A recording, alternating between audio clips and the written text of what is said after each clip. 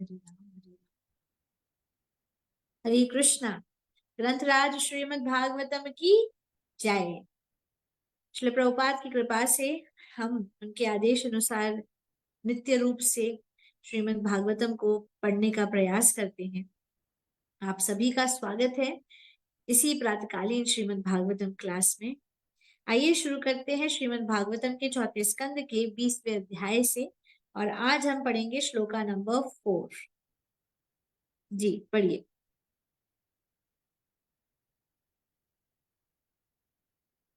पढ़ो माता जी।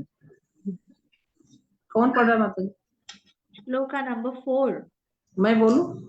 हाँ जी, आप ही पढ़िए। हरे कृष्ण। प्रभुपाद महाराज की जय। पुरुषा यदि मोहयन्ति त्वदिशाब्देव मायया श्रम एव परम जातो दीर्घया वृद्ध सेवया। यदि तुम जैसा पुरुष जो पूर्व आचार्यों के आदेशों के अनुसार कार्य करने के कारण इतना उन्नत है, मेरी माया से मोहग्रस्त हो जाए तो तुम्हारी समस्त सिद्धि को समय का अपव्यय मात्र ही समझा जाएगा। हरे कृष्णा। तो हमने श्रवण किया है श्रीमद् भागवतम के पिछले श्लोक में, तीसरे श्लोक में, 20वें अध्याय के तीसरे श्लोक में, कि भगवान स्वयं अब यज्ञ की स्थली पर प्रकट होते हैं। कैसे प्रकट होते हैं भगवान वहां पर? भगवान वहां पर प्रकट होते हैं इंद्रदेव के साथ, है ना? किसके साथ बताइए? इंद्रदेव के साथ। क्यों? क्योंकि पृथु महाराज बड़े दुखी हो गए थे कि मैं यह जो अश्वमेध यज्ञ कर रहा हूँ इसमें इंद्र विघ्न डालने की कोशिश कर रहा है, और इसीलिए मैं उनको सबक सिखाऊंगा। वो तो उन्हें ऋषियों ने क्षमा करिए, ब्रह्मदेव ने रोक दिया कि नहीं नहीं नहीं, ऐसा नहीं करिए, आप गलत कार्य मत करिए। पृथु महाराज भी भगवान का शक्त्यावेश अवतार है, तथा इंद्र भी भगवान का ही स्वरूप है। भगवान ने ही उन्हें शक्ति प्रदान की है। अब जब यह अध्याय हमने शुरू किया है, इसमें हम यही पढ़ रहे हैं कि कैसे भगवान अब प्रसन्न होकर पृथु महाराज के लिए यज्ञ भूमि में, यज्ञ स्थली में प्रकट होते हैं। हमने यह भी पढ़ा कल कि यज्ञ करने का कारण क्या है? भगवान विष्णु को प्रसन्न होना। तो पृथु महाराज ने भले ही 99 यज्ञ किया था, परंतु भगवान से बड़े प्रसन्न हो चुके थे, और इसीलिए भगवान यज्ञ स्थली में, यज्ञ भूमि में प्रकट हो गए थे। और वे कह रहे हैं आगे, उन्होंने पहले भी उपदेश दिया कि तुम भक्तों का लक्षण होता है कि वह जल्दी से क्षमा कर देते हैं। तो इंद्र मेरे साथ आए हैं, उससे भूल हो गई, आप उसे क्षमा कर दो। अब इस श्लोक में कह रहे हैं भगवान कि यदि आप जैसे इतने ज्यादा उन्नत भक्त, जो कि पहले पूर्ववर्ती आचार्यों के आदेशों का पालन करते हैं, वही अगर भौतिक प्रकृति के गुणों के असर में पड़ जाएंगे, तो आपका जितना भी उन्नति भक्ति में हुई है वह सब सिर्फ समय गंवाना हो गया, क्योंकि आप सच में भक्ति में उन्नत हुए ही नहीं हो। आप तो सिर्फ समय अपना गवा चुके हो। इस तरह की बातें भगवान स्वयं पृथु महाराज से कह रहे। आइए आगे पढ़ते हैं। बालकेश्वरी माता जी आगे पढ़िए। तात्पर्य प्रभुपाद जी द्वारा। इस श्लोक में वृद्ध सेवया शब्द अत्यंत महत्वपूर्ण है। वृद्ध का अर्थ है बूढ़ा और सेवया का अर्थ है सेवा द्वारा। पूर्ण ज्ञान तो आचार्यों या मुक्तात्माओं से प्राप्त होता है। परंपरा पद्धति के द्वारा प्रकाशित हुए बिना ज्ञानार्जन में कोई भी परिपूर्ण नहीं हो सकता। महाराज पृथु को पूर्णतः इसी प्रकार की शिक्षा प्राप्त थी, अतः उन्हें सामान्य व्यक्ति नहीं माना जा सकता था।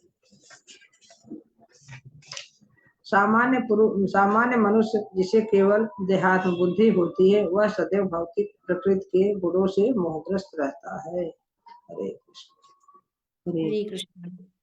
तो यहाँ पर हमें बताया जा रहा है कि वृद्ध सेवया, श्री प्रभुपाद कह रहे हैं यह जो श्लोक यहाँ पर है वृद्ध सेवया, यह अति महत्वपूर्ण है। क्यों यह श्लोक अति महत्वपूर्ण है? वृद्ध का अर्थ क्या होता है? जो व्यक्ति बूढ़ा है। सेवया का अर्थ है जो सेवा करता है। अब प्रभुपाद बता रहे हैं कि जो पूर्ण ज्ञान है, परफेक्ट नॉलेज है, वो कैसे प्राप्त होता है? सिर्फ और सिर्फ आचार्यों के माध्यम से। जो दिव्य आत्माएं होती है, लिबरेटेड सोल्स होती है, वे ही हमें परफेक्ट नॉलेज, पूर्ण ज्ञान प्रदान कर सकते हैं। और पूर्ण ज्ञान कैसे मिलता है? जब तक एक व्यक्ति परंपरा अनुसार सिखाया ना जाए, परंपरा के अंतर्गत पढ़ाया लिखाया शास्त्र अध्ययन ना करे तब तक उसे पूर्ण ज्ञान नहीं मिलेगा। अब पृथु महाराज को तो पूरा का पूरा ज्ञान परंपरा अनुसार प्राप्त हुआ है, इसीलिए वे एक साधारण मनुष्य नहीं है। और जिस तरह के कार्य साधारण मनुष्य करते हैं, क्या साधारण मनुष्य करते हैं, अपने आप को इस शरीर से जोड़ते हैं, हर चीज में अपना बोध किसके साथ करते हैं, अपने शरीर के साथ करते हैं। तो क्योंकि पृथु महाराज को गुरु शिष्य परंपरा में परफेक्ट ज्ञान प्राप्त हुआ है, इसीलिए आप उनको एक साधारण पुरुष नहीं समझ सकते, साधारण मनुष्य नहीं समझ सकते। और आपको यह भी समझना चाहिए कि आप इस भौतिक प्रकृति के गुणों से असर जो एक साधारण मनुष्य पे पड़ता है वो पृथु महाराज पे नहीं पड़ सकता था। भगवान ने उनको समझा रहे, आप साधारण नहीं हो और आपके ऊपर साधारण असर पड़ भी नहीं सकता है। आइए अगला श्लोक पढ़ते हैं। किरण माता जी। हम पढ़े। हाँ सुनीता माता जी।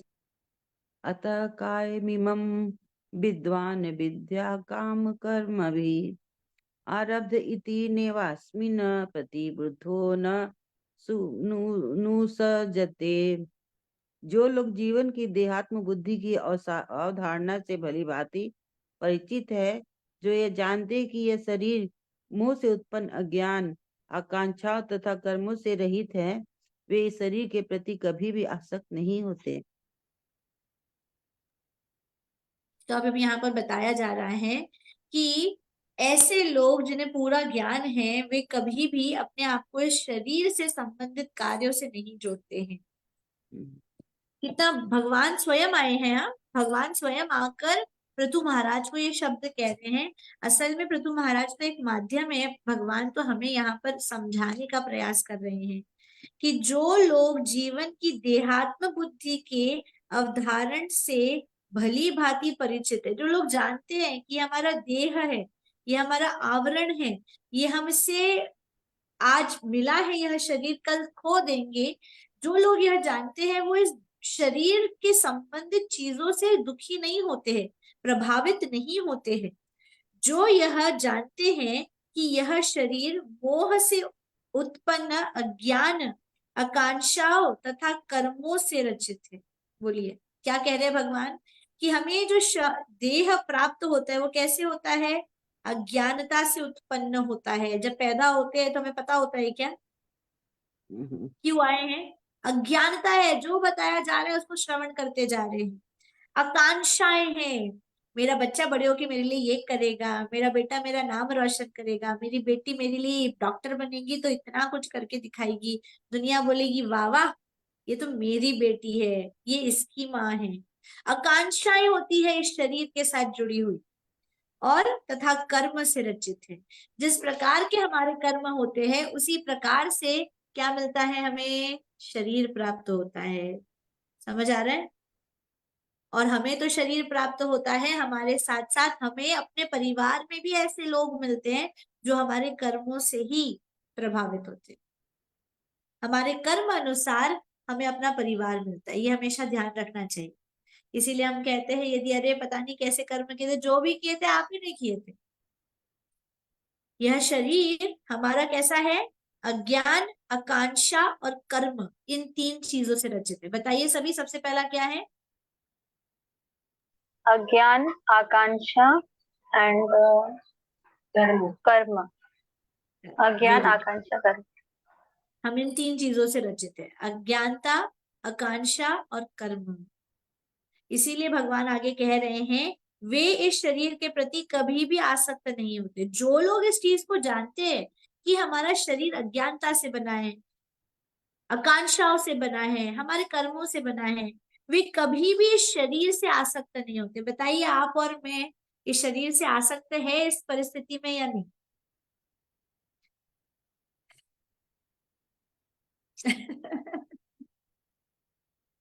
बहुत बहुत है। मुझे ऐसा कैसे बोल दिया, उसको बिल्कुल नहीं लगा, मतलब मुंह पे हमने इतना किया तो भी उनको नहीं लगा, सीधा मुंह फाड़ के ऐसा बोल दिया हमको। हर चीज जो है हम इस शरीर से जोड़ते और जब मैं आपको ये कह रही हूँ तो इसका मतलब ये नहीं कि मैं बहुत मुक्त आत्मा हूं, मैं अपनी बात भी कर रही हूँ। यह जब भागवतम पढ़ा जाता है तो उसका कारण ही ये होता है समझना कि हम सेल्फ रियलाइज करें, आत्म साक्षात्कार करें कि भागवतम के अनुसार जीवन क्या होना चाहिए और असल में हम अपना जीवन कैसे जी रहे। इसीलिए प्रभुपाद कहते हैं read Bhagavatam every day in the morning, Shrimad Bhagavatam morning में और भगवत गीता इवनिंग। समझ में आ रहा है? समय देखिए कैसा है, भगवान किस समय पे शरीर से आसक्ति ना रखने के लिए कह रहे हैं। और भगवान समय अनुसार अपने आप को वो चीजें प्रदान करते हैं कि ये शरीर से क्यों आसक्ति रखे। कल एक माता जी का फोन आया था, और मम्मी की गुरु बहन है, माता जी की गुरु बहन है, जुहू मंदिर से। वो कल मेरे पे इतना नाराज हो रही थी, इतना नाराज हुई है, इतना नाराज हुई है, क्योंकि सब चीजें इतनी जल्दी हुई कि मैं जो गुरु महाराज के शिष्यों का ग्रुप है मैं उसमें मैसेज नहीं कर पाई कि मम्मी ने शरीर त्याग दिया है। तो वो मुझे डांट रही थी कि आज 11वां दिन है, एक दिन 2 दिन नहीं बताया, तीसरे दिन नहीं बताया, 11 दिन हो गए हैं और तुमने अभी तक हमें नहीं बताया कि उन्होंने शरीर त्याग दिया। तुमने मुझसे हमारा हक छीन लिया। मुझे जो अपनी गुरु बहन की सेवा करनी थी, उनके लिए नाम जप करना था, भगवत गीता का 12वां अध्याय पढ़ना था, तुमने मुझसे मेरा हक छीन लिया। वो इतना नाराज, और बिल्कुल उनका हक बनता है। यह संबंध है जो आध्यात्मिक संबंध है। उन माताजी ने अपनी बिटिया गवाई थी जब वो छोटी सी थी, और बहुत बहुत बहुत ही कुशल बिटिया, मुझसे बड़ी थी वो, 4 साल बड़ी थी मुझसे वो। कुछ ऐसी परिस्थितियां थी घर में कि वो, मतलब माता जी बाहर गए थे, माता जी और प्रभु जी बाहर गए थे और बेटी अलग अकेले थी घर में, तो वॉचमैन ने आके उसका गला दबा दिया। तो वो इस बात से खुश हो रही थी, कल मुझे बता रही थी कि जब मेरी बेटी ने शरीर त्यागा था तो मैं रोई नहीं थी, बहुत परेशान हो गई थी, पर जब मेरे पास लोग आए तो मैंने उनको प्रचार किया कि मेरी बेटी बच गई है, भगवान, अगर अनहोनी होती तो कुछ भी हो सकता था। वो वॉचमैन जिसने आकर, लड़की एक्चुअली घबरा गई थी, घर में उसने छिपकलियां कॉकरोच देखते थे, तो वॉचमैन को बुलाई थी कि इसको हटाओ, तो बच्ची को अकेले देखकर उसका विचार बदल गया। पर मुझे डिटेल्स नहीं पता है, उसने कुछ किया नहीं उस बच्ची के साथ, पर उसको वो गला घोट के चला गया। माता जी कहती है कि इसके साथ कितना कुछ हो सकता था जब इसको उसने गला दबा के मार दिया, पर भगवान ने जो भी था उसको इसी पल में ले लिया। तो भक्त जो होते हैं ना, वो इस शरीर से संबंध नहीं रखते कि यदि कोई व्यक्ति शरीर त्याग देता है तो वो दुख, ऐसा नहीं है दुख नहीं होता है। माँ के लिए सबसे बड़ी चीज अपना बच्चा गंवाना है, उसको संसार पूरा एक तरफा हो जाता है अगर ऐसा कभी हो जाए तो। पर वो फिर भी इतनी हिम्मत रख के बोली उस समय पर कि भगवान ने जो किया वो अच्छा किया, क्योंकि अगर इसके साथ कोई कुकर्म हो जाता तो मैं जीवन पर्यंत पछताती रह जाती कि भगवान ऐसा मेरी वजह से हो गया, या इतना बड़ा कर्म। और अगर वो बच जाती तो वो किस परिस्थिति में जीवित रहती, उसको देख देख के रोज में तड़पती। और भगवान ने उसके साथ कुछ गलत होने नहीं दिया, उसको ऐसे ही, जैसी वो एक एक गोपी के रूप में प्रकट हुई थी, वैसे ही भगवान ने उसको शुद्धि के साथ में अपने पास ले लिया। तो मुझे दुख नहीं प्रकट करना है, मैं आगे पीछे चीजें नहीं जानती हूँ, कल वो बातें वो शेयर कर रही थी। तो भक्त जो होते हैं ना, हमारे जीवन की सफलता क्या है? हमारे जीवन की सफलता ही ये है कि हम अपने शरीर से आसक्ति ना रखें। श्रील प्रभुपाद का भी लेक्चर में सुन रही थी सुबह में, तभी श्रील प्रभुपाद भी कह रहे थे कुछ नहीं करना है आपको, आपको श्रवण करना है और आपको तैयार रहना है इस शरीर के लिए, इस शरीर से आसक्ति नहीं रखनी। हाँ, वो कह रहे थे कि अगर अच्छा गुरु है कोई, तो अच्छा गुरु वह है जिसने आपको यह शरीर के साथ अनासक्त होना सिखा दिया। माता जी ने वही कार्य किया जीवन पर्यंत। डंके की चोट पे वो हर बार, हर लेक्चर में, किसी भी कंटेक्स्ट में एक बात उनके मुख से सदैव निकलती कि हमें मरने के लिए तैयार रहना चाहिए, किसी भी पल हमारा आखिरी पल हो सकता है, हमारी मृत्यु हो सकती है। हमें घबराने की आवश्यकता नहीं है, क्योंकि भक्तों के लिए तो यह वह सुगम पल है जब भक्त भगवान के पास जाते हैं। इस संसार में जो दुखालय हैं, वह अपना पूरा जीवन दुखों में काटते हैं। पैदा होने से लेकर मृत्यु तक, आखिरी क्षण तक वो तड़पते रहते हैं। और फिर जब भगवान का सानिध्य प्राप्त होता है मृत्यु के बाद, तो क्या दुखी होना चाहिए हमें? नहीं, वह खुशी का पल है हमारे, पर भक्तों के लिए। इसीलिए कहते हैं जब भक्त शरीर त्यागते हैं तो दो भाव होते हैं। एक तरह का भाव तो इस बात का दुख है कि अब हमें उनका संग नहीं मिलेगा, परंतु खुशी इस बात की है कि अब वे सदैव के लिए भगवान के धाम में हैं, भगवान के साथ रहेंगे। और भगवान इतना इतना इतना अश्योरेंस देते हैं, इतना प्रॉमिसेस देते हैं, अवश्य रक्षिबे कृष्ण। हमने यदि अपने हृदय से प्रयास किया है ना, भगवान वह प्रयास देखते हैं। आप सफल हो या असफल, भगवान हमारा प्रयास देखते हैं। सुबह में हम उठ के अच्छे से जप कर पा रहे, नहीं कर पा रहे, प्रयास कर रहे हैं ना उठने का, स्ट्रगल करते हैं, रोज ही स्ट्रगल करते हैं। मैं सही कह रही हूँ कि गलत, आप बताइए सभी। रोज माला करना बड़ा आसान है या एक तपस्या है, रोज की कठिनाई है?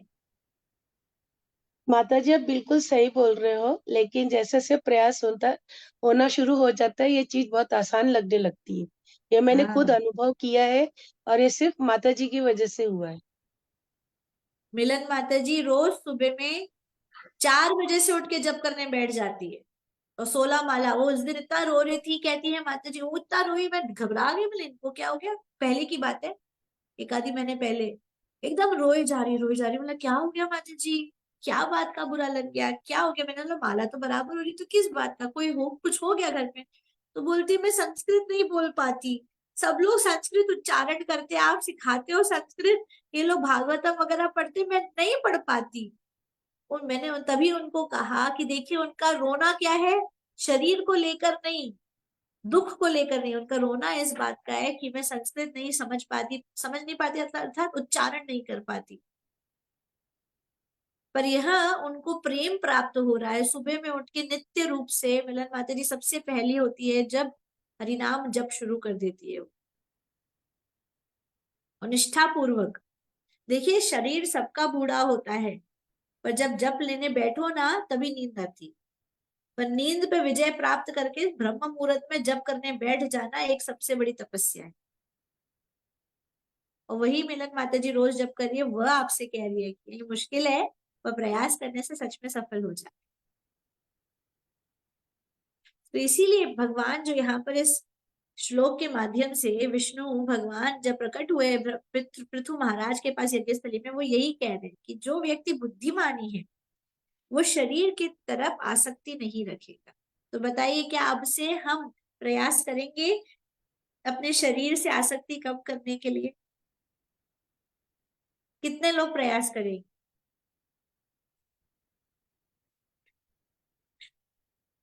Very very important, very nice, बहुत अच्छे। बहुत जरूरी है कि हम अपने शरीर से आसक्ति कम करें।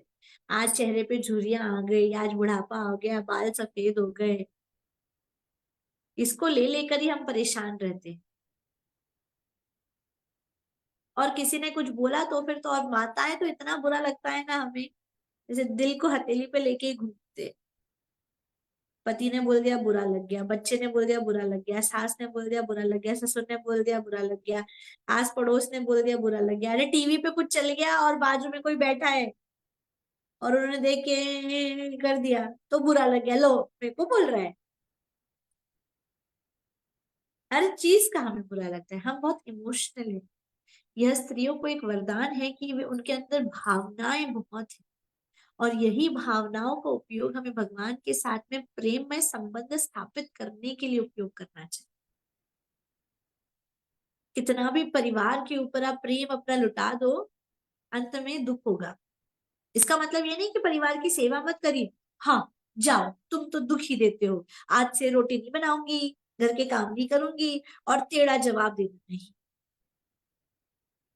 हम भक्त हैं तो हमारा और ज्यादा कर्तव्य बनता है कि हम बड़े प्रेम से परिवार की सेवा करें, और प्रेम से, क्योंकि अब हम नहीं, जैसे कि मैं हूं तो मैं महासुंदरी राधा नहीं हूं, मैं कौन हूं? श्रील प्रभुपाद के संप्रदाय में अंतर्गत गुरु शिष्य परंपरा से जुड़ी हुई एक दासी है ये, जो गलत व्यवहार कर रही है। तो पूरा गुरु शिष्य परंपरा इसमें, मतलब आप कह लीजिए इंजाम इन पे लगा दिया जाता है कि ये लोग ऐसे सिखा। इसीलिए भक्तों को अपना आचरण, अपना व्यवहार पहले कैसा भी हो अब बहुत सुधारना चाहिए, और अपने अंदर परिवर्तन, दुनिया को मत बदलिए, कुछ नहीं मिलेगा, अपने आप को बदलिए। और देखिए आपका जब नजरिया बदलेगा ना तो दुनिया कितनी सुंदर लगने लगेगी। और वही नजरिया बिगड़ा ना, कोई भी अगर पानी का ग्लास भी लेकर आ जाए तो भी उस पर क्रोध आएगा, अच्छा ऐसे ग्लास में मुझे पानी पिला रहे हो, अरे वो सेवा करके आया है वो तो देख लो, नहीं, उसमें भी क्रोध निकलेगा। इसीलिए अपने आप को शरीर से मत जोड़ी, वेरी इंपॉर्टेंट, ठीक है, यही भगवान कह रहे हैं। आइए तात्पर्य पढ़ते हैं, श्री प्रभुपाद के द्वारा बहुत ही सुंदर तात्पर्य है, थोड़ा थोड़ा करके पढ़ेंगे। तात्पर्य श्रील प्रभुपाद के द्वारा, जैसा कि पिछले श्लोक में कहा गया है, बुद्धिमान मनुष्य अपने आप को शरीर नहीं मानते। अज्ञान से उत्पन्न होने के कारण शरीर के दो प्रकार के कार्य होते हैं।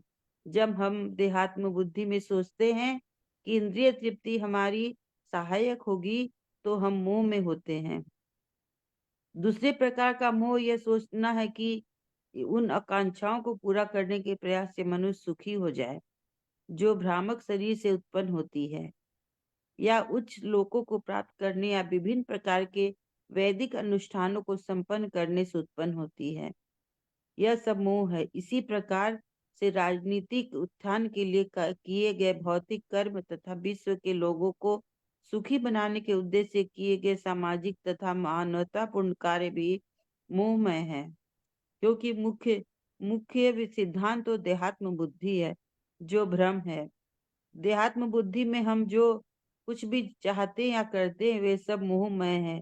दूसरे शब्दों में भगवान श्री विष्णु ने महाराज पृथु को बताया कि यद्यपि यज्ञों के करने से सामान्य लोगों के लिए आदर्श स्थापित हो, किंतु ये जहाँ तक उनके आत्मा का प्रश्न है उनकी कोई आवश्यकता नहीं थी, जैसा कि भगवत गीता में 2.45 में पुष्टि की गई है। ओके, तो यहाँ पर प्रभुपाद हमें बता रहे हैं, जैसे कि पिछले श्लोकों में कहा गया, क्या सुधीजन अपने को शरीर नहीं मानते। सुधीजन यानी कि जिसकी बुद्धि अच्छी होती है, अच्छी बुद्धि वाले लोग अपने आप को यह शरीर नहीं मानते। तो क्या अज्ञान से उत्पन्न होने के कारण शरीर के दो प्रकार के कार्य, क्योंकि हमारा यह शरीर अज्ञानता से उत्पन्न हुआ है, इसीलिए शरीर के दो प्रकार के कार्य। क्या है माता जी दो प्रकार के कार्य? सबसे पहला, क्योंकि हमें यह देहात्म बुद्धि होती है, इसीलिए हम सोचते हैं कि इंद्र तृप्ति ही हमारी मदद करेगी, इंद्र तृप्ति से ही हमारा जीवन चल सकता है। हम मोह में होते हैं, हम आसक्त होते हैं, हम सोचते हैं अच्छे कपड़े पहन लेंगे तो हम खुश हो जाएंगे, परिवार अच्छा मिल जाएगा, बड़ा अच्छा सा सुंदर सा घर मिल जाएगा तो हम खुश हो जाएंगे, अच्छा खाने पीने को मिल जाएगा तो हम खुश हो जाएंगे, अच्छा देखने को मिल जाएगा तो खुश हो जाएंगे, हमारी तारीफ सुनने को मिल जाएगी, हम खुश हो जाएंगे। हम सब कुछ अपनी इंद्रियों से जोड़ते हैं, जो गलत है। दूसरे प्रकार का मोह क्या है? दूसरे प्रकार का मोह यह सोचना है कि उन आकांक्षाओं को पूरा करने के प्रयास में मनुष्य सुखी हो जाएगा। जैसे कि कोई व्यक्ति सोचता है कि आज मैं गरीब हूं, मेरी आकांक्षा है कि मैं एक बहुत अमीर व्यक्ति बनूं, तो वो सोचता है कि ये जो प्रयास है अमीर बनने का, इससे मैं बहुत प्रसन्न हो जाऊंगा, इससे मैं बहुत संतुष्ट हो जाऊंगा, इससे मैं बहुत खुश हो जाऊंगा। इंद्र तृप्ति, क्षमा करें, आकांक्षाओं को पूरा करने के प्रयास, अपनी आकांक्षा पहले तो, और उन आकांक्षाओं को पूरे करने के प्रयास भी हम संतुष्ट हो जाएंगे, ऐसा मनुष्य सोचता है। मोह के कारण, अटैचमेंट के कारण मनुष्य ऐसा सोचता है। जो मोहग्रस्त शरीर से उत्पन्न होती है या उच्च लोकों में प्राप्त करने का विभिन्न प्रकार के वैदिक अनुष्ठानों को संपन्न करने से उत्पन्न है। यह मोहग्रस्त शरीर कैसे है, कैसे उत्पन्न होता है? हम या तो इस शरीर से छोड़कर उच्च लोकों में जाना चाहते हैं, या फिर यज्ञ अनुष्ठान करते हैं ताकि इस शरीर के साथ हम संसार में बड़े खुश रह सके। यह सब चीजें क्या कहला रही है? यह मोह कहलाता है, आकांक्षाओं का मोह। माता जी, तो उच्चतर लोक में जाना भी मोह है, शरीर को त्याग कर? हाँ। अच्छे कर्म करना, अनुष्ठानों को संपन्न करना ताकि शरीर में हमें ऐश्वर्य मिल सके, सुख मिल सके, क्या ये भी मोह है? हाँ माता जी, ये तो हम सब करते हैं। हम तो चाहते हैं धरती को छोड़े और ऊपर जाए। ऊपर कहाँ जाना है बताओ?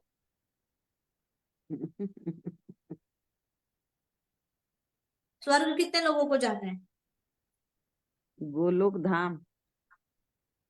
हाँ, दो लोग हमें जाना गोलोक वृंदावन जाना है।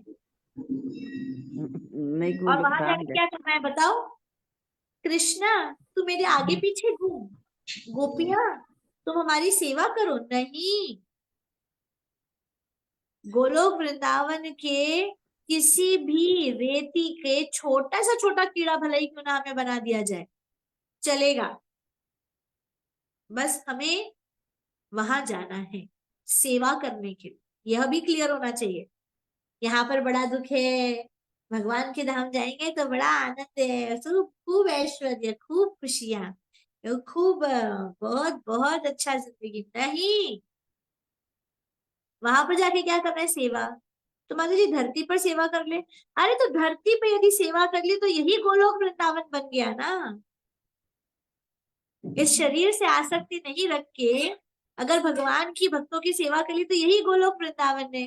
और मृत्यु के पश्चात भी जाकर आपको गोलोक वृंदावन में यही सेवा करनी है, यही हरि समझना बोल, है। हरि बोल, हरि बोल, हरि बोल। यदि हमने ये समझ लिया ना तो हमारा धरती का जीवन भी बड़ा सुखमय हो जाएगा, शरीर त्यागने का दुख खत्म हो जाएगा। इसीलिए प्रभुपाद हमें बता रहे कि ये दो प्रकार के मोह होते। आगे क्या कह रहे हैं? वापस से वे कह रहे हैं यह मोह है।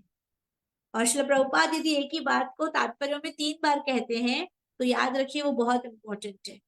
प्रभुपाद बार बार समझा रहे हैं कि मोह, आसक्ति क्या होती है।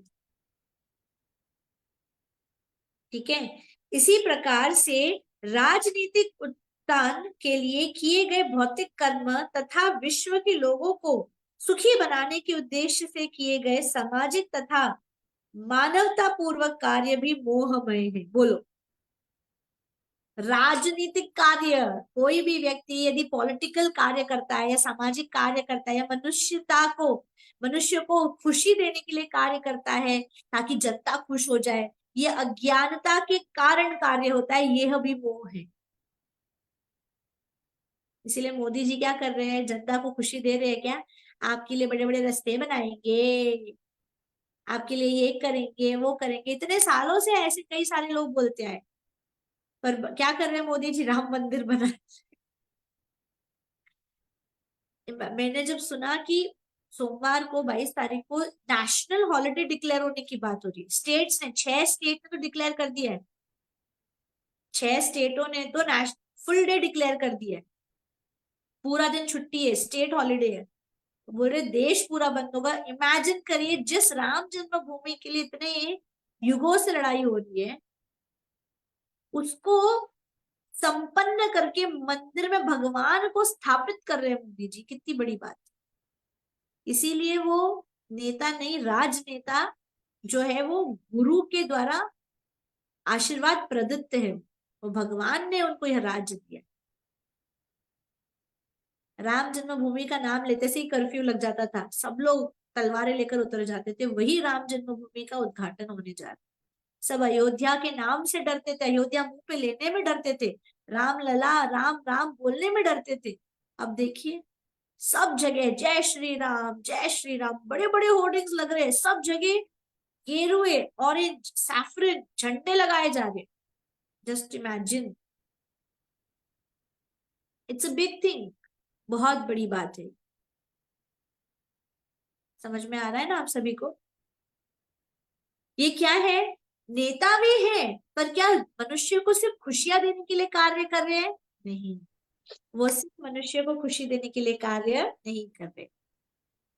इसलिए प्रभुपाद कह रहे हैं कि यदि कोई नेता नैतिक कार्य मतलब नेतागिरी करे या फिर सामाजिक कार्य करे या मनुष्य को खुशी देने का कार्य करते तो भी ये भी मोहग्रस्त होना ही कहलाएगा। इधर तो माता जी स्कूलों में हनुमान चालीसा आज हो रहा है, सभी स्कूलों में इधर हनुमान राम जी का पूरा उत्सव मनाया जा रहा है। दीपक सारे बच्चों से घर से मंगवाए गए हैं, सब घरों से बच्चे दीपक लेके जा रहे हैं आज स्कूलों में। वाह, अरे हरि हरी बोल वो, हरि बोल। अरे भाई वो काश गुजरात है, मोदी जी का है वो तो गुजरात है भाई। सूरत काश ये में हो। हमारी माता जी भी देख पाती। माता जी, मंडे को छुट्टी है, 22 को छुट्टी है सारे बच्चों के स्कूल में। माता जी, काश हमारी माता जी इस वक्त होती तो हमसे भी क्या क्या कराती। आयुष झंडा लेके जा रहा है स्कूल में आज। हरि बोल हरि बोल। आयुष झंडा दिखा रहा है। आयुष आओ बेटा, दिखाओ आपका। Very good Ayush. से हरे कृष्णा। हरे कृष्णा। हरि बोल। जय श्री राम। जय श्री राम। बोलो, ये हमारा भविष्य है। पहले विदेशों का तिरंगा, इधर उधर का तिरंगा मंगाते थे हम जब छोटे थे, तिरंगा नहीं ये सब चीजें मंगाते थे। आज वो समय आ गया है कि भगवान बच्चे जय श्री राम का तिरंगा झंडा लेकर जा रहे। इसीलिए प्रभुपाद ने कहा है आने वाला जो 10,000 वर्ष है ना, इसमें भक्ति अत्यंत प्रगति करेगी, लोगों के अंदर आस्तिकता बहुत ज्यादा आएगी। इसलिए आप देखिए ना, मंदिरों में सडनली बिना कुछ किए लोगों का भगवान के लिए प्रेम बहुत बढ़ गया है, स्पेशली यूथ। कल यहाँ पर स्पीकर लगा था और सिर्फ इतना ही हुआ, किसी ने मतलब माइक पे उन्होंने सिर्फ इतना ही एक ही लाइन गाई, आएंगे मेरे आएंगे प्रभु जी, राम। माता जी, मेरे प्रभु जी आरएसएस से जुड़े हुए हैं। अच्छा, लगभग 1 महीना से उसी के पीछे लगे हुए हैं। सब घर में जाकर अक्षत देना, कार्ड देना, ऑफिस से आने के बाद नहीं, रात को 10 बजे तक। नहीं, पत्र ना पत्र। हाँ, पत्र। हो ये लो। सुबह शाम को आते हैं 7 बजे और 7 बजे जो निकलते हैं रात को फिर 10 बजे आते हैं। हर घर में जाकर पत्र देना, अक्षत देना कर रहे हैं। बहुत अच्छा कार्य करे, बहुत अच्छा कार्य। देखिए, माता पिता यदि कार्य करते हैं तो बच्चों पे कितना असर पड़ता है। बच्चा आके मम्मी को कह रहा है कार्ड नहीं पत्र पत्र, कितनी बड़ी बात है ना? और यही तो चाहिए। माता जी एक स्कूल में ये प्रश्न उठा था कि आप बच्चों को क्रिसमस सेलिब्रेट करने के लिए बोलते हो, उनको आप सेंटर वो बना के आने के लिए बोलते, लेकिन आपने कभी बच्चे से कृष्ण राम ये ऐसे कुछ बनने के आने के लिए स्कूल में कभी नहीं बोला। और हर पेरेंट क्रिसमस में बहुत अच्छे से बच्चों को सजा के भेजते भी है। अब उसमें भी बहुत प्रगति हो रही है माता जी, धीरे धीरे। हाँ, मेरे प्रभु जी तो कभी भी नहीं भेजते और मेरे को भी डांट देते कि नहीं, बिल्कुल ही पहना के नहीं भेजना है। हम हिंदू हैं, हमारा हिंदू है, वही कल्चर को अपनाना है हमें। अगर मैं कभी पहना भी दूं कि नहीं तो सारे बच्चे पहन के जा रहे फिर उसको अच्छा नहीं लगेगा, तो मुझे डांट देते, नहीं दूसरे के अच्छे के लगने के चलते अपना वो नहीं खत्म करना है धर्म को। वेरी नाइस माता जी, बहुत अच्छी बात है कि प्रभु जी इस तरह का विचार रखते हैं और ये सत्य है। हमें अपने बच्चों को अपना वैष्णव संप्रदाय समाज के शास्त्रों के अनुसार जो हमें जीवन बताया गया है वो अपनाने के लिए प्रेरणा अच्छी देनी चाहिए। और parents are the best example. Very good. हम यहाँ पर और अधिकतर हिंदुओं का क्या स्टेटस है पता है? शास्त्र पढ़ते नहीं है, लोगों को देखकर या तो न्यूट्रल हो जाते हैं, हमें क्या करना है, ठीक है राम जी का जन्म हो रहा है, हमें क्या करना है। और दूसरी तरफ क्या करते हैं वो, या तो फिर क्रांतिकारी बन के जला देंगे, मार देंगे, खत्म कर देंगे, जय श्री राम, ये सब बोलने के बाद जय श्री राम। तो बाकी लोगों को भी तो सामने वाले को गुस्सा आएगा, भैया किसको जलाएगा, किसको मारेगा, किसको खत्म करेगा। तो ये राम बोलने वाले लोग गलत है, लोगों के मन में भी विचार आते हैं। इसीलिए प्रभुपाद कहते हैं एक्सट्रीमिस्ट मत बनिए, शास्त्र पढ़िए। आपका कार्य है आप शास्त्र पढ़िए, बस ये हमारा मिशन है, शास्त्र पढ़ना, बस शास्त्र पढ़िए। ओके एवरीवन, आइए बहुत आगे सुंदर बढ़ते हैं। माता जी, आज का आपका प्रवचन बहुत ही सुंदर लगा मुझे। हमारा कोई प्रवचन नहीं माता जी। माता जी एक प्रश्न है। आज नहीं, माता हम जी ने लोग के बहुत दिल क्रिसमस से क्लास ली है। मतलब 11 दिन के बाद 12 दिन के बाद जो माता जी की यादें हमारे को ताजा हो रही है, आप जो एक एक वर्ड्स बोल रहे हो ना, अति सुंदर। जी उमा माता जी। क्रिसमस मनाना चाहिए या नहीं? हमें एक क्रिसमस प्रभु ने क्यों बोला मनाना चाहिए? एक प्रभु ने बोला सेल्फ रियलाइजेशन में प्रभुपाद ने बोला Jesus Christ son of God है, तो हम लोग के मनाना चाहिए।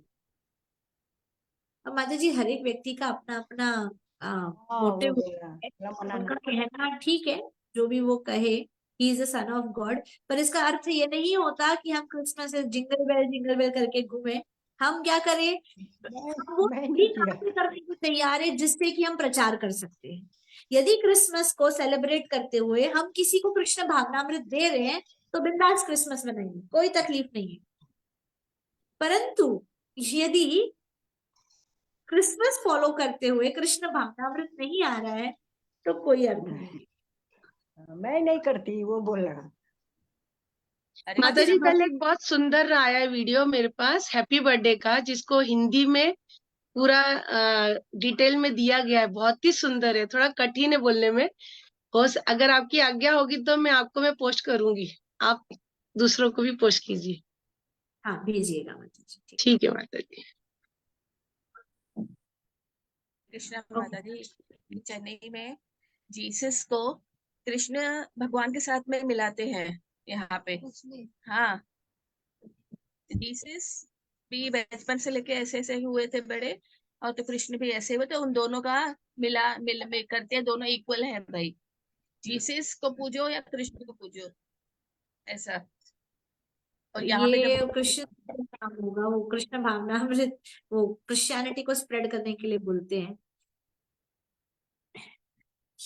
क्या बोले प्रभुपाद तो कहते हैं ना कि Jesus is the son of God. Shrimad Bhagavatam के पहले स्कंद में ही आता है कि यह सभी शक्त्यावेश अवतार है, भगवान ने इनको शक्ति देकर इस धरती पर भेजा था ताकि समय काल परिस्थिति अनुसार वे जहां जहां पे वहां पर धर्म का स्थापना जिस भी रूप में हो, कुछ तो धार्मिक कार्य कर रहे हैं किसी भी रूप में, दैट्स ओके, अच्छा है। उनको बोलना चाहिए Jesus is Krishna, Jesus Christ is Krishna, so come to Janmashtami and celebrate Krishna. Correct माता जी, उधर ही मुंह बंद हो जाएगा, they will not come. Hare Krishna माता जी। बट चेन्नई में है ना ज्यादातर है ना क्रिश्चियंस बहुत है, मतलब भरपूर है। हाँ एंड वो लोग क्या है ना, यहाँ पे क्या होता है ना, ये लोग ये करते हैं कन्वर्ट करते हैं, तो इसको हिंदूज को क्रिश्चियंस में पैसे है ना देके कि ना आओ आओ आओ। तो मैं है ना वही मतलब बोलती हूँ, मतलब लोगों को, मतलब ऐसे हैं दो दो तीन लोग, मैं तो बोलती सी कृष्ण है ना कोई भी नहीं है, कृष्ण है ना फादर है जीसस क्राइस्ट के। तो है ना हाँ, तो फिर ना ये लिखा हुआ है, नहीं नहीं बाहर पता है माता जी वॉल्स में है ना ऐसे ही लिखा हुआ है, I am the son of God. God है ना कौन है, कृष्ण है। हाँ तो ये ना राइट ये आंसर। या मूर्ख लोग नहीं नहीं नहीं समझते हैं, ऐसे ही है। But you are giving a very right answer. That is right. Prabhupada has said this, that Jesus is माता the जी son. मेरा एक प्रश्न है, क्या ये कन्वर्ट होने से क्या कोई इंसान की सचमुच में क्या वो बदल जाती है क्या माता जी? मैं तो बिलीव ही नहीं करती हूँ जिसके ऊपर कि आज आप हिंदू हो, कल आप मुस्लिम हो, फिर आप क्रिश्चियन बन गए। This is wrong thing. कैसे ब्लड हमारा चेंज हो सकता है, कैसी हमारी भावनाएं चेंज हो सकती है, कैसे हो सकता है? मुझे तो बिल्कुल ट्रस्ट नहीं होता है ये सब चीजों। कल ही प्रभुपाद बता रहे थे प्रकृति के 3 गुण, कोई व्यक्ति किसी भी तरह से कार्य नहीं करता है, प्रकृति के 3 गुणों के प्रभाव में आकर व्यक्ति कार्य करते हैं, है ना, समझ तो रहे हैं ना। हाँ, तो माता जी ये तो सब बकवास है ना, कन्वर्ट करके सिर्फ अपनी चीजों को तसल्ली देना, हाँ मैंने इसको कन्वर्ट कर दिया बस। लेकिन एक्चुअली वो कन्वर्ट नहीं हो पाता है पूरी तरह से। मुझे नहीं लगता है कि भगवान ने जिस घर में हमको जन्म दिया है वही हमारा असली धर्म हुआ ना। हम किसी के बोलने से हम कैसे कन्वर्ट हो सकते हैं माता जी?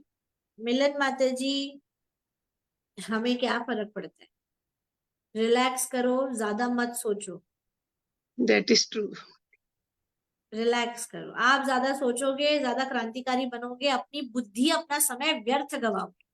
शांति से सही रहो। बोले, हाँ, सही। अगर कोई आपको बोलने आता है then you have to remove all the teachings of Srila Prabhupada. जैसे हम प्रभुपाद बुक डिस्ट्रीब्यूशन कर रहे थे पिछले साल मैराथन का स्टेशन पे, तो मुझे समझ गया था एक फैमिली थी कि वो क्रिश्चियन है। मैंने उनको फिर भी कहा कि please take a copy of Bhagavad Gita.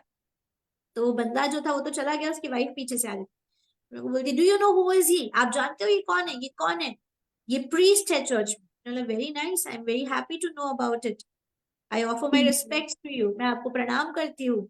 I will still request you, it's good to know about each others religion, तो आप एक कॉपी लेके जा सकते हैं। तो वो बोलते, तो वो आ गया वापस लौट के, वो बोलते मैंने सब कुछ पढ़ा है, सब पढ़ा है मैंने, दुनिया के जितने भी धर्म है सब पढ़ा है, और तुम्हारे धर्म में सीधा सीधा बताते नहीं है कौन भगवान है, हम बताते हैं, आ जाओ हमारे पास। मैंने बोला थैंक यू, आपको अभी तक शायद कोई ऐसा ग्रंथ नहीं मिला जो श्रील प्रभुपाद आपको दे सकते थे, आप ये श्रील प्रभुपाद की भगवद गीता लेके जाइए, इसी में आपको पता चल जाएगा भगवान क्या कहते हैं, कौन भगवान है। तो उनकी बोलती बंद हो गई थी, फिर वो कुछ नहीं बोले, और चलते चलते बात होती है।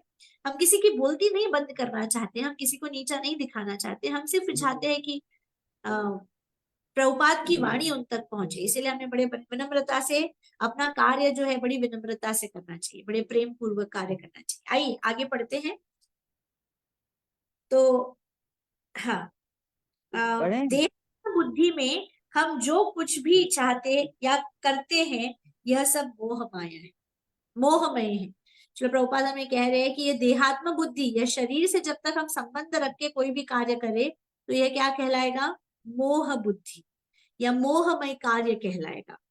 ठीक है, दूसरे शब्दों में भगवान विष्णु ने महाराज पृथु को बताया कि यद्यपि यज्ञों के करने में से सामान्य लोगों के लिए आदर्श उपस्थित होता है, किंतु जहां तक उनके स्वात्म का प्रश्न है उनकी कोई आवश्यकता नहीं है।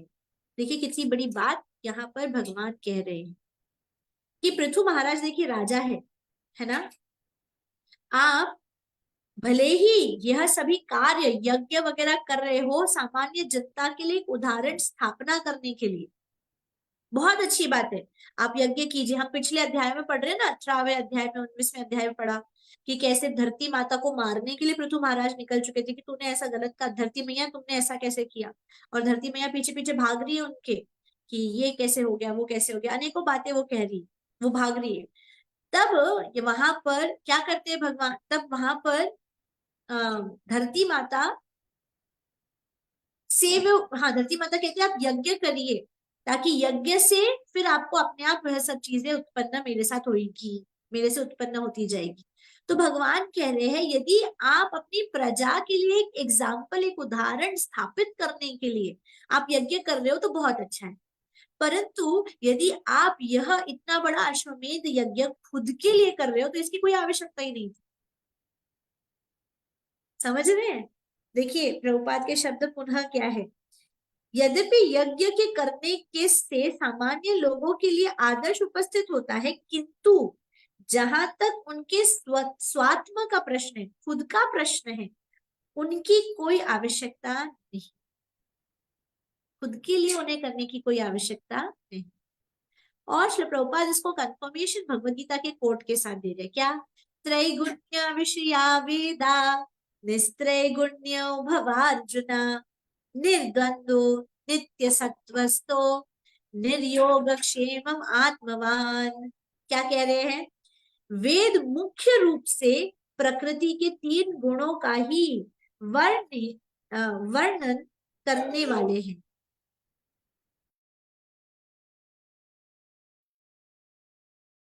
तो वेद क्या करते हैं, मुख्य रूप से प्रकृति के जो 3 गुण हैं वेदों में उन्हीं का वर्णन आता है, उन्हीं के बारे में कहा जाता है। हे अर्जुन, तुम इन गुणों का उल्लंघन करके उनसे आगे निकल जाओ। क्या कह रहे, अर्जुन तुम इन 3 गुणों का उल्लंघन करो और इन 3 गुणों के आगे निकल जाओ, इसमें ही मत अटके रहो, आगे बढ़ो, संपूर्ण द्वंद्वों और योगक्षेम की चिंता से मुक्त होकर आत्मपरायण बनो। वेरी वेरी इंपॉर्टेंट, संपूर्ण द्वंद्व, एंजाइटी, परेशान, ये करूं वो करूं, ऐसा करूं वैसा करूं, ये ना करूं वो ना करूं, और योग क्षेम, अपनी क्षमता, अपने में ऐसा योग करूं, ऐसे से सुरक्षा मिलेगी, यह यज्ञ करूं इससे सुरक्षा मिलेगी, यह करना चाहिए यह नहीं करना चाहिए, यह सब चीजों से मुक्त होकर क्या करो, आत्मसमर्पण करो, भगवान को हृदय से समर्पित हो जाए। जब भी ऐसे घर में समय आती है, परिस्थिति आती है, तो लोगों में चिंतन होता है, 12वां करे 13वां करे, हर घर में यह डिस्कशन होता है, नहीं हमारे यहाँ तो 12वां, नहीं हमारे यहाँ तो 13वां, नहीं हमारे यहाँ ऐसे। और ऐसी परिस्थितियों में ये भगवान का जो श्लोक है ये बड़ा इंपॉर्टेंट है कि तुम कोई भी द्वंद्व मत रखो, कोई एंजाइटी मत रखो, कोई चिंता मत रखो, बस आत्मसमर्पण करो, तुम्हारे लिए मैं हूं, है ना। कल भी जो हम बात कर रहे थे कि हम यह जो पितरों के लिए पिंड दान करते हैं, यह हम अपने लिए करते हैं, परंतु यह करने के बाद ऐसा नहीं सोचना चाहिए मैंने कर दिया तो मैं अब मुक्त नहीं, यह करके कि प्रभु क्योंकि आपने कहा है यह हमारा दायित्व है करना, अपने पूर्वजों के लिए हमने किया, हम आपको समर्पित है, आप संभालिए आगे जो भी होगा इनका, हम क्या ही उनके लिए कर सकते हैं क्या। अब माता जी के लिए हमारी जो रोज प्रयास रहती है, मैं रोज भागवतम लेके बैठ जाती हूँ, क्या मैं कुछ कर पा रही हूँ उनके लिए, हम सिर्फ प्रयास कर रहे हैं, कौन कर सकता है उनके लिए, भगवान ही कर सकते हैं, भगवान ही उनको अपना पूरा जीवन समर्पित कर सकते, उनके समर्पण का भगवान ही रक्षण कर सकते। इसीलिए हमें क्या करना चाहिए, अपने आप को भी भगवान को पूर्ण रूप से समर्पित कर देना चाहिए और छोड़ दो ना भगवान पे सब। आज ही श्रील प्रभुपाद सुबह में कह रहे थे क्लास में कि आप कहोगे मैं भगवान को क्या दे सकता हूँ, मैं कुछ नहीं दे सकता, मेरे पास कुछ नहीं है, भगवान कहते एक पत्ता दे दो मुझे, एक फल दे दो, पानी, इतना सा पानी दे दो, बस बस और कुछ नहीं चाहिए, इतना सा प्रेम से दे दो, मैं खुश हूं। हम क्या दे सकते हैं भाई उनको, पर प्रेम से यदि पत्ता भी अर्पण करते हैं तो भगवान उसे खुशी खुशी और सबसे सर्वोच्च मांगते, बोलिए इतने व्यंजन बना दिए पर तुलसी नहीं रखी तो भोग एक्सेप्ट नहीं होता है। यह महत्व है एक पत्ते का प्रेम से अर्पित करने। आगे वेदों में वर्णन, अनुष्ठान, विधान मुख्यतः प्रकृति के तीनों गुणों पर निर्भर करते हैं। पुनः बताया जा रहा है, वेदों में जितने भी अनुष्ठान बताए गए वो किसके ऊपर डिपेंडेंट है, प्रकृति के तीनों गुणों पे डिपेंडेंट है। और भगवान अर्जुन को क्या सलाह दे रहे हैं, और प्रभुपाद भगवत गीता के माध्यम से हमें सलाह दे रहे हैं क्या, अतः अर्जुन को सलाह दी गई है कि वेद कर्मों का उल्लंघन कर दे। वापस पढ़े, मैंने शायद गलत पढ़ा है कुछ, है ना, गलत पढ़ा ना हमने, हाँ सुनीता माता जी हाँ बोल रही, हाँ गलत पढ़ा, चलो आओ वापस पढ़ते। अतः अर्जुन को सलाह दी गई है कि वह वेद कर्मों का उल्लंघन कर दे। भगवान अर्जुन से कह रहे हैं, सलाह दे रहे हैं उनको कि तुम वेद में जो अनुष्ठान बताए गए हैं, उसमें जो कर्म बताए गए उनका उल्लंघन कर दो। तो क्या करो भाई, वेदों के में जो बताए गए अनुष्ठान है उनका उल्लंघन कर दो, तो करो क्या। अर्जुन को जिन कर्मों को करने के लिए कहा गया है वे भक्ति के दिव्य कर्म हैं। परम पुरुषोत्तम भगवान श्री कृष्ण की जय। भगवान सीधा सीधा उपदेश दे रहे हैं कि वैदिक कार्यों का उल्लंघन कर दीजिए और भक्ति के दिव्य कर्म में अपना मन लगाइए। बस ये बात मुझे बड़ी संतुष्टि दे दी। हम अर्जुन तो नहीं है, पर जब हम ऐसे वैदिक कार्य करते हैं तो बहुत हृदय में ना संकोच होता है, ये नहीं किया, ऐसा नहीं किया, गलत हो जाएगा, ये करे कि नहीं करे, वो करे कि नहीं करे, हर व्यक्ति का अपना अलग सोच होता है और फिर बहुत उलझन होती है, ऐसा करे वैसा करे। मैं माता जी को तो जानते हैं हम सब, वो तो सीधा ही बोलते कुछ नहीं करना है, जो प्रभुपाद ने कहा है वो करना है। She is very clear always. और वो कहती थी जितना इन चीजों में करोगे उतना फंसते जाओगे, इनका कोई एंड नहीं है। और प्रभुपाद के शब्द देखिए, वापस पढ़ते हैं, वेद में वर्णित अनुष्ठान विधान मुख्यतः प्रकृति के 3 गुणों पर निर्भर है। ये जो 3 गुण है, यह सभी चीजें, वेदों के सभी अनुष्ठान प्रकृति के गुणों पर निर्भर है। इसीलिए भगवान ने अर्जुन को सलाह दी है कि वेद कर्मों का उल्लंघन कर दीजिए। त्रैगुण्य विषया वेदा, इस श्लोक के माध्यम से भगवत गीता के दूसरे अध्याय के 45 नंबर श्लोक में वो कह रहे हैं कि तुम इन वैदिक कर्मों का उल्लंघन कर दीजिए। अर्जुन को जिन कर्मों को करने के लिए कहा जा रहा है वो क्या है? भक्ति के दिव्य कर्म। क्या कहा है प्रभुपाद ने हमसे क्या कहा है? भगवान को समर्पित करते हुए, अपने जीवन का सेंटर रखते हुए अपने सारे कर्म करिए, यह भक्तिमय कर्म है। समझ आया? भक्ति कर्म क्या होता है? भगवान को सेंटर रखिए और सारे कर्म कीजिए। आज सुबह में ही प्रभुपाद का जो क्लास चल रहा था उसमें एक व्यक्ति प्रश्न पूछता है, ये कर्म से, ये काम से कैसे मुक्त हुआ जाए? प्रभुपाद कहते हैं काम भी यदि कृष्ण के लिए काम किया जाए तो अच्छा है। ये प्रभुपाद के शब्द है। यदि काम है और वह कृष्ण को अर्पित करते हुए काम है तो वह अच्छा है, क्यों बुरा है भाई? और एग्जाम्पल क्या दिया प्रभुपाद ने? जब हम इतनी बड़ी बड़ी स्काई स्क्रेपर्स बिल्डिंग बनते हुए देखते हैं, लंबी चौड़ी बिल्डिंगें देखते हैं, तो बड़ा मन जो है, हृदय बड़ा परेशान होता है। हमें भी चाहिए, हमें भी चाहिए, हमें भी बनाना है ऐसा घर, हमें भी रहना है ऐसे घरों में। हम क्या करते हैं? ऐसे बड़े बड़े भव्य मंदिर बनाते हैं, कृष्ण को समर्पित करते हैं। तो मन का जो उलझन है, ऐसे जो काम की इच्छा है, हम वहां पर कृष्ण की सेवा में उसे डाइवर्ट। कितना सुंदर एग्जाम्पल है। इच्छा रहेगी, इच्छा खत्म नहीं होगी, पर उस इच्छा को भगवान की शरण में लगा दीजिए, कृष्णमय बना दीजिए। यह हो गया भक्तिमय कर्म। ठीक है? जगत गुरु श्री प्रभुपाद की जय। ग्रंथराज श्रीमद् भागवतम की जय। हरे कृष्णा। हरे कृष्ण जी। तो आज 12 दिन हो चुके हैं। आज माता जी के लिए घर में मम्मी पापा ने तथा प्रभु जी ने यज्ञ रखा है। यह यज्ञ पिंडदान के साथ होता है और फिर ब्राह्मण भोजन होता है तथा जो विधियां हैं आज की जाएंगी। कल बता रहे थे पंडित कि आज के दिन पे, आज की विधि होने के बाद में वे भगवान यमलोक की तरफ अपनी यात्रा करना शुरू करते हैं। परंतु क्योंकि माता जी भगवान की बहुत सेवा करी हुई है और हमें भगवान पे विश्वास है कि भगवान तथा प्रभुपाद अपने भक्तों की सदैव रक्षा। तो आगे हमने तो अपना कर्म कर रहे हैं, परंतु उसको पूर्ण रूप से कृष्ण भावनामृत बनाकर कर्म कर रहे हैं, ताकि भगवान, हम तो कर रहे हैं पर हमारे में त्रुटियां हैं, आप शुद्ध हैं, आप ही इसको संभालें। आगे अभी माता जी जहाँ है, आगे जो होने वाला है, सब आप ही के हाथों में था है, और आपने इतने सुंदर रूप से उनको लिया है अपने साथ में। हमें और क्या चाहिए? सही बात है ना? कौन ऐसा व्यक्ति होता है, बड़ा ही बिरला ऐसा भक्त होता है जिसने शरीर त्यागने से पहले गजेंद्र मोक्ष सुना हो, ट्रांसलेशन गजेंद्र मोक्ष के सुने हो। प्रभुपाद कीर्तन सुनते सुनते उन्होंने चरणामृत भगवान का, गंगा जल भगवान का हार पहना है, तुलसी ग्रहण की है, व्रज रज ली है, और उसके कुछ ही पलों बाद उन्होंने अपना शरीर त्याग। बहुत दिव्य मृत्यु है ये। इससे समझ आता है कि भगवान का यह स्पेशल अरेंजमेंट है, भगवान को अपने धाम, अपने भक्त को बुलाने के।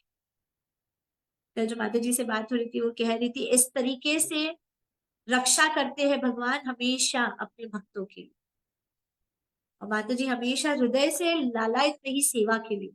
राधे राधे। आप में से किसी को बताया भी नहीं उन्होंने, और वे रोज निरंतर जूम क्लास सुबह शाम लेती रही।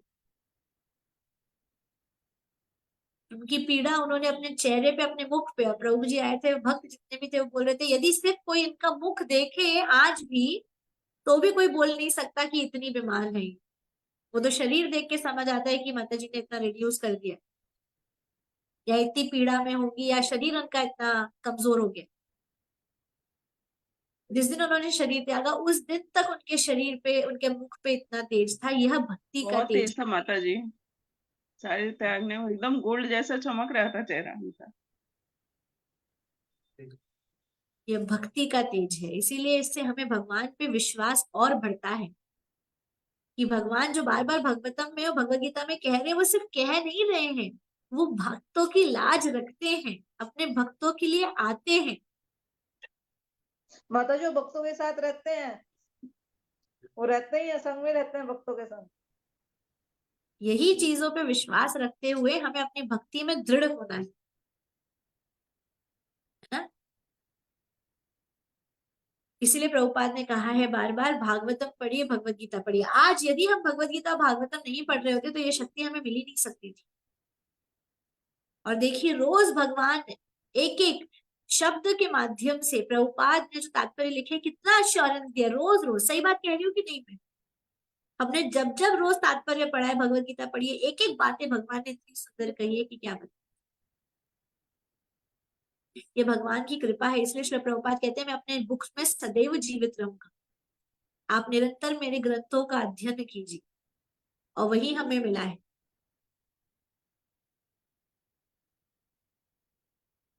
जगत गुरु श्री प्रभुपाद की जय। ग्रंथराज श्रीमद् भागवतम की जय। जय। हरे कृष्ण।